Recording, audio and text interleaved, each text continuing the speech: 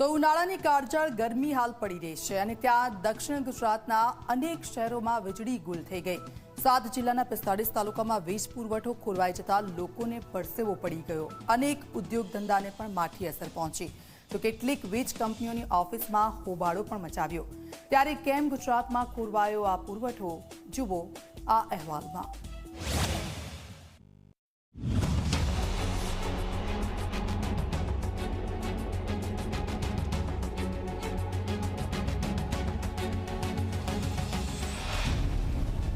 शहर 7 जिल्ला 45 तालुका 3461 गाम 32,37,000 लोको વીજળી ગુલ થતા મચ્યો હાહાકાર।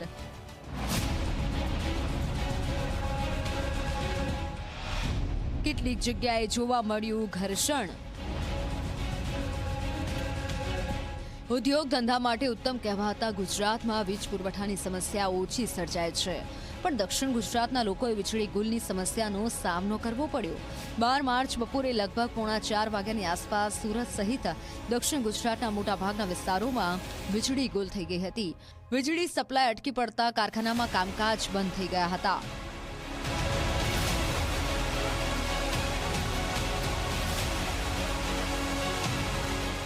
સમગ્ર દક્ષિણ ગુજરાતમાં વીજ સપ્લાય કરતું ઉકાઈનું પાવર સ્ટેશન જ આજે બેસી ગયું છે અને સમગ્ર દક્ષિણ ગુજરાતમાં લાઇટો જતી રહી છે, વીજ પુરવઠો ખોરવાઈ ગયો છે। 7 જિલ્લાઓ કહી શકાય, 45 શહેરો અને જે 45 તાલુકાઓ, 23 શહેરો અને સાથે 3400 થી વધુ ગામડાઓમાં લાઇટો ડૂલ થઈ ગઈ છે। 34 લાખથી વધુ ગ્રાહકો વીજળી વિહોણા અત્યારે ઘરમાં અથવા તો વેપારીઓ બેઠા છે, પોતાના ઓફિસોમાં બહાર બેઠા છે। આકરા તાપમાં વીજ પુરવઠો ખોરવાતા અનેક લોકોને અસર પહોંચી, જેમાં સ્કૂલમાં ભણતા બાળકોએ પણ ગરમીમાં શીકાવાનો વારો આવ્યો।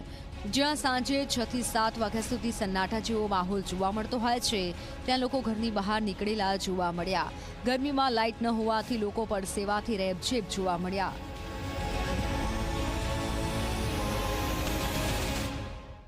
સમથિંગ 1 કલાકથી ગયેલી છે, તો અમારું કુરિયરનું કામ હોવાથી ઓનલાઈન હોવાથી અત્યારે કોઈ જાતનું કામ કરી શકતા નથી। તો હવે હજી કોઈ જીબી તરફથી પાકો રિપ્લાય નથી મળતો કે 1 કલાકે આવશે કે 2 કલાકે આવશે કે। તો કેટલાક વિસ્તારોમાં લોકોએ રીતસરનો હોબાળો પણ મચાવ્યો। મોટી સંખ્યામાં લોકો વીજ કંપનીની ઓફિસે પહોંચી હોબાળો મચાવ્યો હતો। જે મશીનરી હોય, જે ગેજેટ હોય, જે ટેકનોલોજી હોય, એની અંદર નાના નાના ઇસ્યુ આવે છે અને વારંવાર અમે કમ્પ્લેન કરી છે, છતાં આનું સોલ્યુશન આવ્યું નથી। તો આવી ઘણી બધી કંપનીના એમ્પ્લોયડ અથવા એના સીઈઓ અથવા એના મેનેજમેન્ટ ડિપાર્ટમેન્ટના માણસો અહીંયા ભેગા થયા છે।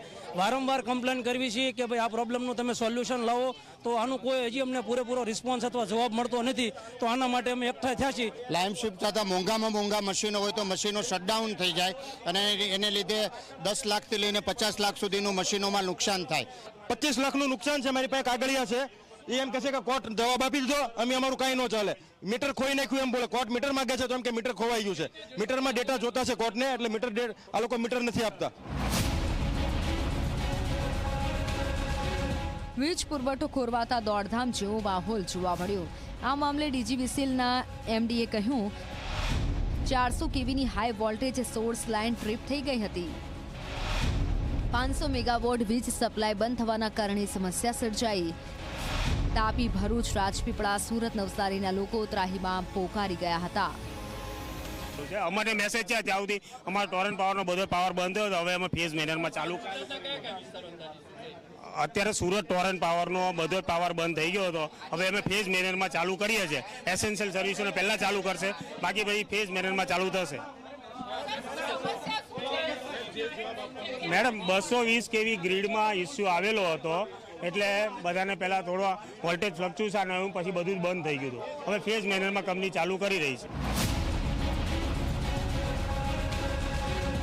વીજ કંપનીઓએ તાબડતોબ એક્શન લઈને કેટલાક વિસ્તારોમાં ફરી પુરવઠો ચાલુ પણ કરી દીધો, પરંતુ આ પુરવઠો ખોરવાતા ધંધા ઉદ્યોગમાં માઠી અસર પડી હતી। અનેક ઉદ્યોગકારો પોતાના મશીનના મહત્વના ઇન્સ્ટ્રુમેન્ટ ઉડી ગયા હોવાની ફરિયાદ કરતા જોવા મળ્યા। હજુ તો ઉનાળાની પૂર્ણ શરૂઆત નથી થઈ, ત્યાં પ્રકારે પુરવઠો ખોરવાઈ જાય તો વીજ કંપનીઓની નિષ્ફળતા કહેવાય।